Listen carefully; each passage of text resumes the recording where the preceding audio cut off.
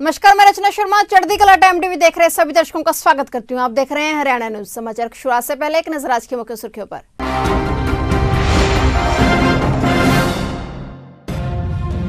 प्रदेश के बिजली उपभोक्ताओं को राहत, नहीं की बिजली दरों में बढ़ोतरी।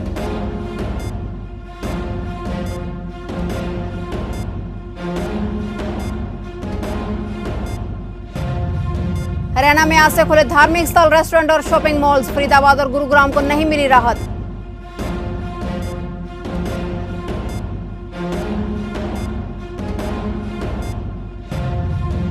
हरियाणा में मरीजों की संख्या 4590 के पार, वायरस का जबरदस्त कहर जारी।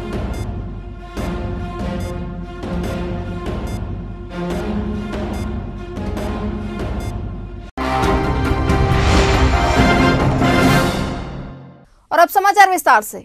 हरियाणा में 8 जून यानी आज सोमवार से सभी धार्मिक स्थलों, रेस्टोरेंट और शॉपिंग मॉल्स को खोलने की शुरुआत हो चुकी है। अनलॉक 1 के बाद हरियाणा सरकार ने यह अहम फैसला लिया है। हालांकि फरीदाबाद और गुरुग्राम में धार्मिक स्थल और मॉल्स को लेकर पहले की तरह ही पाबंदी जारी रहेगी, जबकि रेस्टोरेंट 50% मौजूदगी के साथ खोले जा सकेंगे। प्रदेश के उप मुख्यमंत्री दुष्यंत चौटाला ने बताया कि राज्य सरकार ने अनलॉक 1 के तहत धार्मिक स्थल, रेस्टोरेंट और शॉपिंग मॉल्स खोलने का फैसला लिया है। फिलहाल फरीदाबाद और गुरुग्राम को छोड़कर अन्य सभी जिलों में धार्मिक संस्थानों व शॉपिंग मॉल्स खोले जाएंगे। चौटाला ने कहा कि प्रदेश भर में रेस्टोरेंट की उनमें बैठने की पूरी क्षमता की बजाय केवल 50% लोगों की अनुमति के साथ खोले जाएंगे। इसको लेकर जिला प्रशासन से आदेश लेने होंगे। धार्मिक स्थलों में सोशल डिस्टेंसिंग, मास्क लगाने की अनिवार्यता रहेगी और कहीं भी सामूहिक आरती, भजन सभा और प्रार्थना की अनुमति नहीं होगी। धार्मिक स्थान के अंदर प्रसाद या जल के वितरण या छिड़काव पर प्रतिबंध रहेगा। वहीं 2000 वर्ग फुट के आकार वाले बैंक्वेट हॉल में एक समय में अधिकतम 50 मेहमानों के साथ संचालन की अनुमति रहेगी।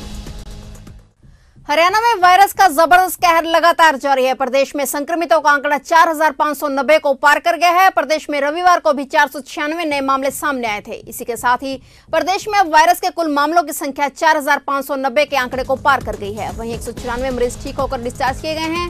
हरियाणा में वायरस के बढ़ते संक्रमण को देखते हुए सरकार अलर्ट मोड पर है। जिले के स्वास्थ्य और प्रशासन से जुड़े अधिकारियों को महामारी से नियंत्रण के लिए विशेष दिशा निर्देश दिए गए हैं। हरियाणा सरकार के स्वास्थ्य विभाग द्वारा जारी जानकारी के मुताबिक इस महामारी की चपेट में आकर अब तक हरियाणा में 30 लोगों की मौत भी हो चुकी है। हरियाणा में अनलॉक 1 का 8वां दिन है। सोमवार को दिल्ली हरियाणा बॉर्डर पर पाबंदी खत्म हो गई। दिल्ली से लगते गुड़गांव, फरीदाबाद और बहादुरगढ़ की सीमाएं खोल दी गई हैं। दिल्ली पुलिस अब आने जाने वालों की कोई चेकिंग नहीं कर रही है। दिल्ली बॉर्डर पर दिल्ली पुलिस की रोक हट जाने के बाद सोमवार को ट्रैफिक सामान्य रहा। बॉर्डर पर दिल्ली पुलिस द्वारा लगाए गए बैरिकेड्स हटा दिए गए और किसी तरह की कोई रोक टोक नहीं नजर आई। बता दें कि रविवार को दिल्ली के सीएम अरविंद केजरीवाल ने एक सप्ताह के बाद दिल्ली बॉर्डर को खोलने का ऐलान किया था, जिसके चलते दिल्ली पुलिस ने सभी बॉर्डर पर लगी रोक हटा ली है। भवानीखेड़ा अनाज मंडी में सप्ताह पहले हुई बारिश ने खुले आसमान तले पड़े अनाज को भिगो कर रख दिया था, जिसके कारण आड़तियों को लाखों के नुकसान का सामना करना पड़ा था। इसी कड़ी में भवानीखेड़ा अनाज मंडी में अनाज के ढकने और उठान की कोई व्यवस्था न होने से खुले आसमान तले पड़ा बारिश में भीगा हुआ अनाज काला पड़ गया। अनाज मंडी में अनाज सड़ गया। इसके कारण आड़तियों में अनाज के नुकसान और मौके पर कोई प्रशासनिक अधिकारी नहीं पहुंचने का रोष था। इसको लेकर उन्होंने अधिकारियों पर समस्या की अनदेखी करने के आरोप लगाए। ये समस्या है जी भवानीखेड़ा मंडी की, कम से कम भी कई लाखों का ये अनाज बर्बाद हो गया। खुले में अनाज पड़ा है, इसकी कोई लिफ्टिंग की व्यवस्था नहीं है। 16/5 की सक्षम की आखिरी बिडिंग थी और 5/5/2020 की यानी एक महीना हो लिया है।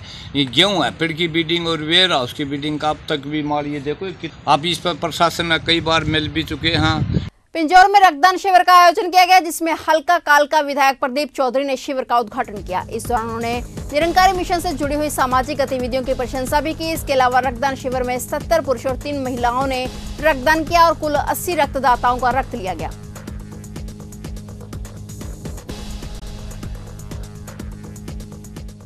कलायत उपमंडल के गांव खरक पांडवा में सरकार, प्रशासन व निर्माण एजेंसी के खिलाफ जमकर नारेबाजी की गई। दरअसल पानी की निकासी न होने के कारण ग्रामीणों में रोष है और इसी के कारण उन्होंने कई मुश्किलों का सामना करना पड़ा है और ग्रामीणों को पानी की निकासी न होने के कारण हादसों का भी भय सता रहा है। गुस्साए लोगों ने चेतावनी दी है कि यदि पानी की समस्या का जल्दी समाधान नहीं किया गया तो बड़ा प्रदर्शन करेंगे, जिसकी जिम्मेदार सरकार खुद होगी।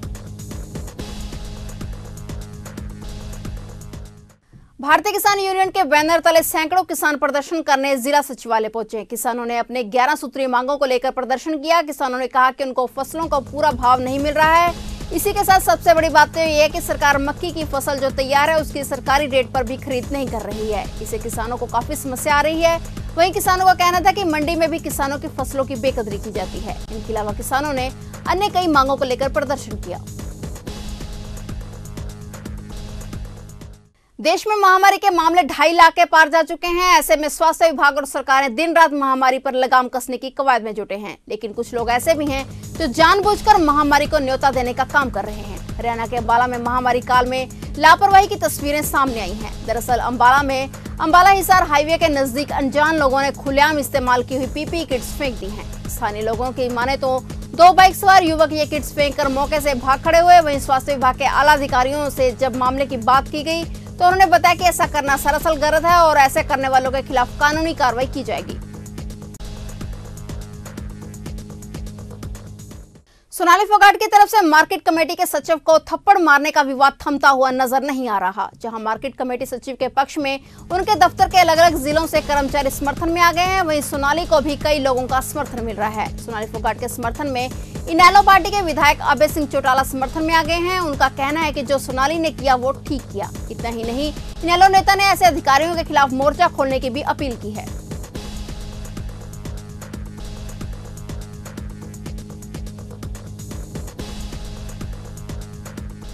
जो अधिकारी जिसके साथ मारपीट की गई वो दूध का धुला हुआ नहीं है।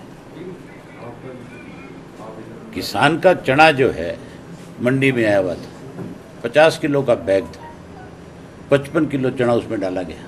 5 किलो चना जो है वो अधिकारी अपने घर ले जा रहा था, उसको कहीं किसान को लूट करके उसको बेच करके खा रहा था। अब सोनाली का उससे क्या विवाद और क्या झगड़ा है मुझे नहीं पता इस चीज़ का, लेकिन अगर उसकी जगह मैं भी होता है तो उसको उसी तरह की ही सज़ा मिलनी चाहिए। इसलिए मिलनी चाहिए इस तरह के अधिकारियों को सज़ा कि जो लोग किसान को सरेआम लूट रहे हैं, सरकार ने जिनको छूट दे रखी है, तो फिर मान के चलो अगर वो किसी को लूटेंगे और सरकार कोई कार्रवाई नहीं करेगी तो क्या लोग हाथ पे हाथ धर करके बैठ जाएंगे?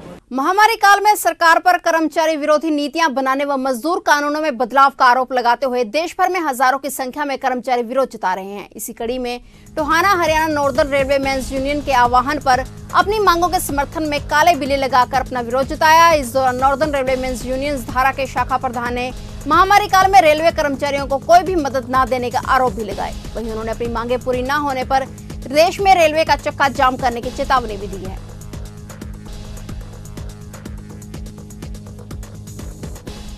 AIRF के आह्वान पे पूरे देश के रेल कर्मचारी आज काला बिल्ला लगा के अपना विरोध प्रकट कर रहे हैं भारत सरकार की कर्मचारी विरोधी नीतियों और जो DA फ्रीज किया है कर्मचारियों का उसके विरोध में।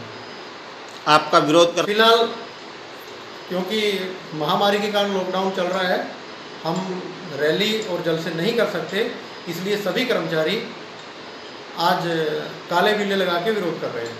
निसिंग में बस्तली के प्राइमरी स्कूल में और सड़क पर पानी की निकासी न होने के कारण आने जाने वाले लोगों को परेशानी का सामना करना पड़ा है, जिसके चलते लोग हादसों के शिकार होने से भी डर रहे हैं, पर उनकी समस्या ज्यों की त्यों बनी हुई है। वहीं जब मामला सरपंच तक पहुंचा तो उन्होंने जल्द ही समस्या का समाधान कराने का भरोसा दिया।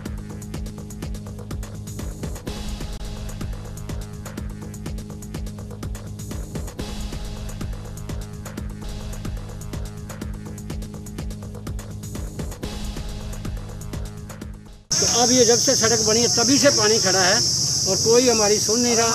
हम बार बार फोन भी करते हैं, वहाँ जाकर लिख के भी दे के आ चुके हैं। हमारे को ये कहा जाता है अभी बन जाएगा, 2 दिन में बन जाएगा। टेंडर हो चुका है इसका, तो टेंडर और ठेकेदार आया था, 1 दिन लगा के काम दोबारा नहीं आया।